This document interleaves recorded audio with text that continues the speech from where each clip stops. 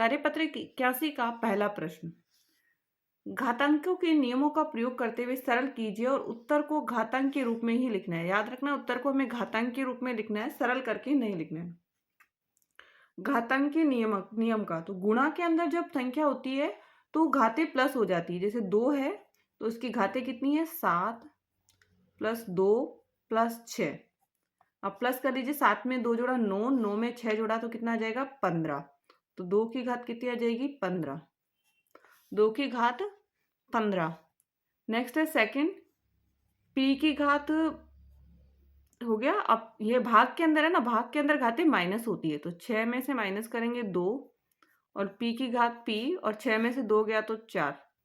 P कितना आ गया, P की घात 4। नेक्स्ट है, यहाँ पे घातें ब्रैकेट के एक अंदर और ब्रैकेट के बाहर है, तो यहाँ पे गुणा होगी, तो 6 की घात 2 × 4 होगी, और उसमें से भाग वाला है तो माइनस हो जाएगा। तो 2 चौक 8, 8 में से 8 गया तो 0। 2 चौक 8, 8 में से 8 गया तो 6 की घात 0। आंसर क्या है, 6 की घात 0। नेक्स्ट इधर है, पहले तो माइनस होगी, y की घात 20 माइनस 2 और फिर प्लस 5, -2 + 5। -20 में से 2 माइनस करेंगे तो 18, 18 में 5 जोड़ेंगे तो 23, तो y की घात 23। 20 में से 2 18, 18 में से 5 जोड़ा 23। नेक्स्ट, निम्नलिखित गणितीय कथन सत्य है या असत्य, अपने उत्तर का कारण भी लिखिए। तो निम्नलिखित गणितीय कथन सत्य है या असत्य, अपने उत्तर का कारण भी लिखना है हमको। अब 5 की घात कितनी होगी, ये सत्य है असत्य, तो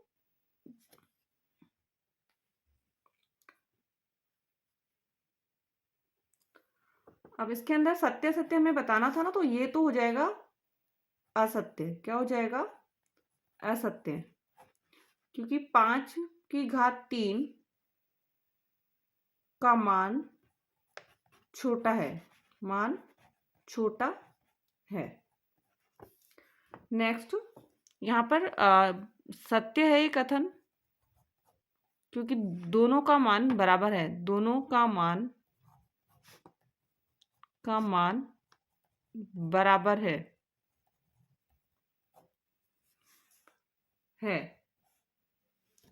नेक्स्ट, असत्य है,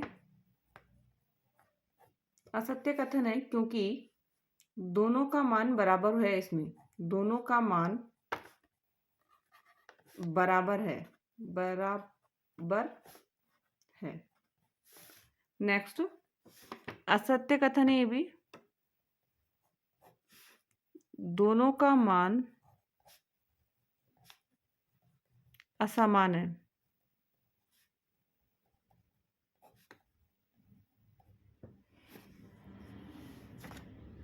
नेक्स्ट, निम्नलिखित संख्याओं को मानक रूप में व्यक्त कीजिए। मानक रूप में तो यहाँ पे देखिए 7 है, और 7 के बाद कोई भी संख्या नहीं है, 0 0 है केवल। 7.0 लिखना है आपको, और इंटू में लगाना है 10 की घात। कितनी लगाओगे घात, 10 7.0 × 10 लेना है आपको। अब पीछे की संख्या गिनी, 1 2 3 4 5 6 7 है ना, 7 0 लग रहा है, तो 10 की घात कितनी हो जाएगी, 7। अब यहाँ पे संख्या है तो 8 लगा के पॉइंट लगाना है आपको। पीछे संख्या 5 6 3 2 7 6 और 3, इंटू लगाना है, 10 लिखना है। अब पॉइंट के बाद जितनी संख्या ना वो गिन लीजिए, तो 2 2 4 4 और 3 7, तो 10 की घात कितनी हो जाएगी, 7। एक संख्या के बाद पॉइंट लगाना है, एक संख्या के बाद क्या लगाना है, पॉइंट लगाना है। नेक्स्ट यहाँ पर तो आपको एक संख्या के बाद पॉइंट लगाना है, फिर 7 6 9 2 8 और 6 हमने लिखा। अब लेकिन ये ध्यान रखना है कि यहाँ पे पॉइंट ऑलरेडी लगा हुआ था, तो पॉइंट से पहले पहले ही संख्या गिननी है अपन को, सिर्फ यही संख्या गिननी है। तो 1 2 3 4 संख्या हो गई, तो 10 की घात कितनी हो गई, 4। नेक्स्ट, 7 है हमारे पास, 0 0, तो हमें यहाँ पे 7 के बाद पॉइंट ले लेना है, 0 0 0 0 और 3। क्योंकि 0 0 क्यों लिखा, क्योंकि 3 भी आ रहा है इधर, इसलिए हमको लिखना है, इंटू पॉइंट से पहले 1 2 3, तो 10 की घात 3। 10 की घात कितनी आ गई, 3। नेक्स्ट, अब यहाँ पे पॉइंट लेना है हमें, तो यहाँ पर हमारा 8 पॉइंट आ जाएगा, 1 के बाद पॉइंट, फिर 9, फिर 8 9, फिर 8 9, फिर 8 9, यहाँ पे भी 8 9 और 8 और 9 इंटू 10 लेना है। अब पॉइंट से पहले संख्या गिन लीजिए कितनी है, 1 2 3 4 5 6 7 8 9 10। तो 10 की घात कितनी हो जाएगी, 10। 10 की घात कितनी हो गई, 10। नेक्स्ट अगला 6 के बाद पॉइंट लगेगा, 6.18 9 2 6 5 और 2 इंटू 10 की घात कितनी हो जाएगी, 4। 10 की घात 4 इंटू 10 की घात 4। नेक्स्ट निम्नलिखित संख्याओं को सामान्य रूप में व्यक्त कीजिए। निम्नलिखित संख्याओं को सामान्य रूप में व्यक्त कीजिए। तो 10 की घात कितनी है यहाँ पर, 5। तो पॉइंट को 5 संख्या इधर लेना है, आपको ध्यान रखना है। तो 5 ऐसा कैसा, 1 2 3 4 है और एक संख्या नहीं है तो 0 लगा दीजिए। अब यहाँ पे भी यही करना है, 1 3 ऐसा कैसा, पॉइंट के बाद 6 है, 0 है और क्योंकि 7, क्योंकि दो संख्या ही किसका, दो संख्या के बाद ही पॉइंट शिफ्ट करना था, तो 1 और 2 हो गया तो यहाँ पे पॉइंट आ जाएगा। नेक्स्ट इसमें 10 की घात 5 है तो 7 0 0 5 और 7, 1 2 3 4 तो हो गई और संख्या नहीं है तो क्या लगोगे, 0। नेक्स्ट है 10 की 9 है ऐसा कैसा, 1 और 2, तो इसमें कोई संख्या नहीं लगेगी क्योंकि 10 की घात कितनी है, 2 ही है। सत्य असत्य कथनों की छांटिए। ए घात गुणा में है तो 1 2 3 MNP होता है सत्य। फिर M और N माइनस यहाँ पे होगा, M माइनस N होगा, क्या होगा, M माइनस N होगा, तो ये असत्य हो जाएगा। MN इंटू में है सत्य, एक की घात 0 है तो इसका मतलब 0 नहीं होता, 1 होता है, तो ये असत्य हो जाएगा। क्या हो जाएगा, लास्ट वाला जो है वो होगा असत्य। कार्यपत्रक 82, पहला प्रश्न उसका सॉल्व करेंगे हम। और उसका पहला प्रश्न है, क्या नीचे दी गई रेखाएं एक दूसरे को प्रतिच्छेद करेगी। एक दूसरे को क्या करेगी, प्रतिच्छेद करेगी। यदि हो तो स्केल की सहायता से को आगे या पीछे बढ़ाते हुए प्रतिच्छेद बिंदु बनाइए। सबसे पहला तो ये तो प्रतिच्छेद कर रही है तो इसमें तो आ जाएगा हाँ, और ये ऑलरेडी मिली हुई है यहाँ पर। अब यहाँ पे ये भी प्रतिच्छेद करेगी, तो यहाँ पर ये प्रतिच्छेद कर रही है तो ये हाँ। नेक्स्ट ये नहीं, क्योंकि ये समांतर लाइन है, क्या ये समांतर है। अब ये भी नहीं करेगी। अब ये दोनों लाइनें आगे प्रतिच्छेद करेगी, हाँ। नेक्स्ट आकृति को देखकर नाम लिखिए। हम आकृति देखनी है, नाम लिखना। प्रतिच्छेदी बिंदुओं के नाम, तो यहाँ पे एक्स पे प्रतिच्छेद हो रहा है, यहाँ पर ये यहाँ पर प्रतिच्छेद हो रहा है एक्स, ई पर प्रतिच्छेद हो रहा है, एल पर प्रतिच्छेद हो रहा है, और यहाँ पर एम पर प्रतिच्छेद हो रहा है, और यहाँ एन पर प्रतिच्छेद हो रहा है। ठीक है। रेखाखंडों के नाम, तो A B, C D, P PE,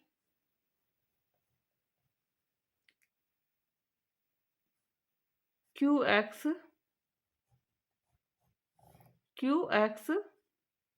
तो ये क्या हो गए, रेखाखंडों के नाम। प्रतिच्छेदी रेखाओं के नाम, अब प्रतिच्छेदी रेखाएं यहाँ पर है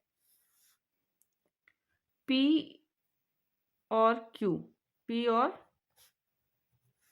Q, P और Q, कि P और Q कहाँ पर प्रतिच्छेद हो रही है, L पर हो रही है। समांतर रेखाएं कौन सी है, ए बी समांतर है किसके, सी डी के, हो गए। तो ए बी समांतर है सी डी के। नेक्स्ट अब रेखाखंडों के नाम लिखना है इसमें, तो A B, B D, A B B D हो गया, A C, C F, F H, HI और GI और DG, और एक है FD, एक है AG और एक है CI। समांतर रेखाओं के नाम, तो समांतर रेखाएं हमारे पास है AG समांतर है CI के, और AB समांतर है, तो AG और CI समांतर है। एक प्रतिच्छेदी रेखा का नाम, एक प्रतिच्छेदी रेखा का नाम, तो AG और FD, AG और FD क्या हो जाएगी, प्रतिच्छेदी रेखाएं हो जाएगी। कार्यपत्रक 83 का पहला प्रश्न में रेखाओं के नाम लिखते हुए उन रेखाओं में संबंध लिखिए। हमें क्या लिखना है, रेखाओं के नाम लिखते हुए रेखाओं में संबंध। दो समांतर रेखाएं, दो समांतर कौन सी है, Q और R को एक तिर्यक रेखा P प्रतिच्छेद बिंदु O और N पर प्रतिच्छेद कर रही है। ये तो हो गया। वापस इसमें भी हमको सेम लिखना है। दो समांतर रेखाएं, दो समांतर रेखाओं कौन सी है, A और B, A और B को एक तिर्यक छेदी रेखा T, कौन सी रेखा है, रेखा T प्रतिच्छेद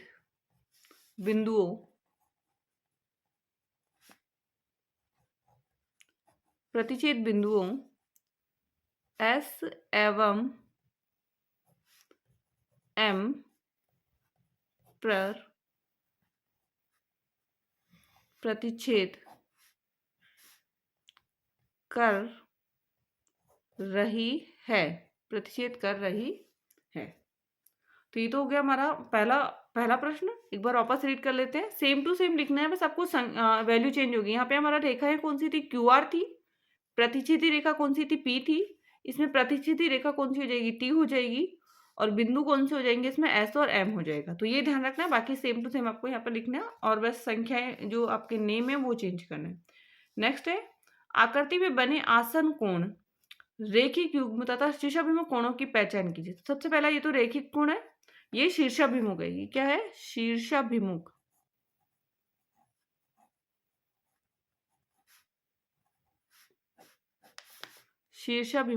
कोण। आसन युग्म हो गया। इसके बाद ये वापस आपका हो जाएगा रेखिक युग्म। क्या हो जाएगा,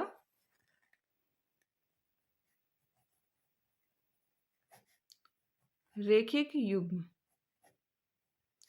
ये हमारा हो गया रेखिक युग्म। ये हमारा हो जाएगा आसन युग्म। वापस क्या हो जाएगा, आसन युग्म। और ये हो गया रेखिक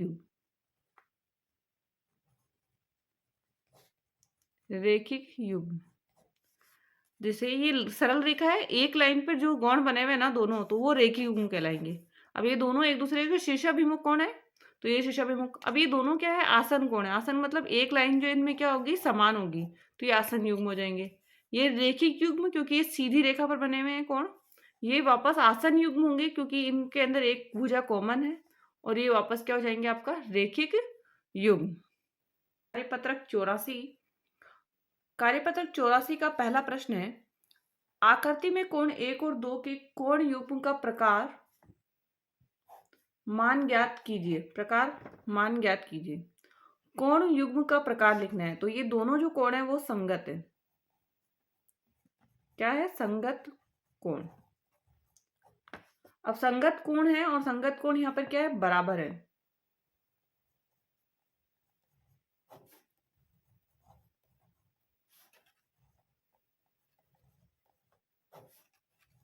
संगत कोण क्या है, बराबर है।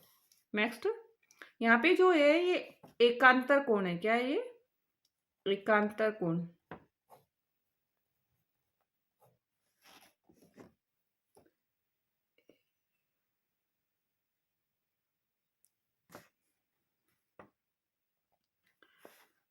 इसका हम लिखेंगे एकांतर ना होके, इसमें ऑप्शन में नहीं है क्योंकि यहाँ पे ऑप्शन है संगत, एकांतर और रेखिक। तो यहाँ हमें लिखना है एक ही ओर के अंत्य कोण, एक ही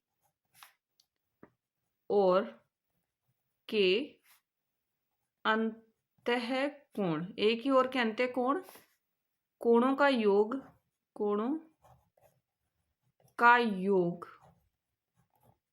180 होगा है। कोणों का योग कितना होगा, 180 है। नेक्स्ट यहां पर ये होंगे एकांतर कोण,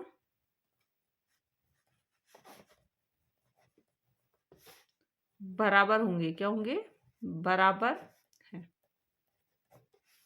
नेक्स्ट आकृति में x एवं y के मान ज्ञात कीजिए। x और y का मान ज्ञात करना है, कोणों में संबंध बताना है। तो x और y संगत है। अब x का और y का, तो x का भी कितना होगा 47 और y का भी कितना हो जाएगा इसमें 47, क्योंकि y कोणों में संबंध संगत कोण है। अब y बराबर 47 है क्योंकि शीर्षाभिमुख कोण है, तो यहाँ 47, तो फिर x का मान भी कितना हो जाएगा 47, मतलब 47 हो जाएगा। नेक्स्ट अगला, यहाँ सबसे पहले तो हमें कोण, तो ये शीर्षाभिमुख कोण है। क्या है, शीर्षाभिमुख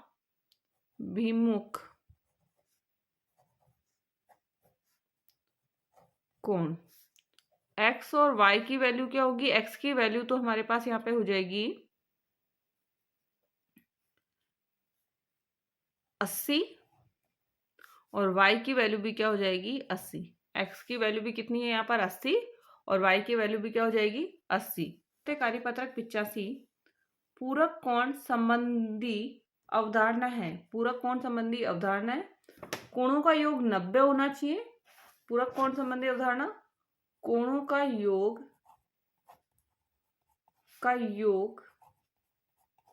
90 है तो वो पूरक कोण कहलाएगा। क्या हो जाएगा, पूरक। तो यहाँ पे 90 आ रहा है तो हाँ, क्या करना, हाँ करना है। अगला, अब यहाँ पे कितना है 50 है और दूसरे का भी कितना है 50 है। 50 और 50 को जोड़िए, 50 और 50 को हम जोड़ेंगे तो कितना आएगा 100 आएगा। अब क्योंकि इनका योग 90 नहीं है तो ये कितना है 100 है, तो ये नहीं आएगा, पूरक कोण नहीं है। नेक्स्ट, निम्नलिखित कोणों को संपूरक कोण लिखिए। संपूरक कोणों का मतलब है संपूरक कोणों का योग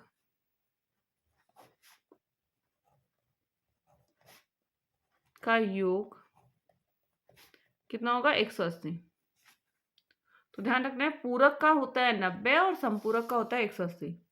अब यहाँ पे दो दे रखा है 105 और 75, दोनों को जोड़ा तो कितना है 180।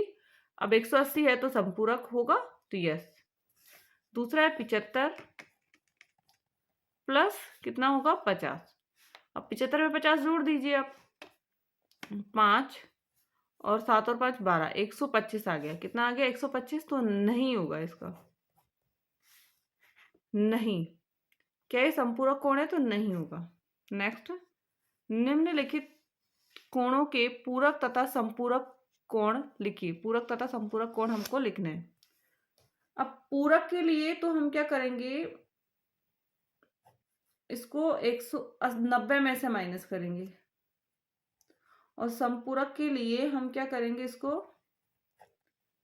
180 में से माइनस करेंगे। अब इसको 90 में से माइनस करेंगे 28 को, तो 10 में से 8 गया 8, 10 में से 8 गया तो 2 आ जाएगा यहाँ पर, और 8 में से 2 गया तो 6, कितना आ गया 62। पूरक संपूरक तो क्या हो गया 62, और संपूरक इसका जो होगा वो होगा 10 में से 8 गया 2 और 17 में से 2 गया 15, 152। कितना हो जाएगा 152। पूरक के लिए 90 में से माइनस कर लीजिए 11, और 90 में से हम 11 माइनस करेंगे तो 79, और संपूरक कोण में 180 में से 11 माइनस करना है। 180 में से 11 हम माइनस करेंगे तो 169, कितना आ जाएगा 169। अगला, यहाँ पे पूरक कोण निकालना है। 69 आ रहा है यहाँ पर, 69 है तो 11 आएगा इसका। पूरक कोण तो कितना हो जाएगा 11 डिग्री, क्योंकि 90 में से माइनस करेंगे तो 11 आ जाएगा। और संपूरक कोण होगा 101 डिग्री। कितना होगा 101 डिग्री। नेक्स्ट 45 का तो पूरक कोण 45 ही होता है और इसका संपूरक कोण होता है 135 डिग्री। कितना हो जाएगा 135 डिग्री।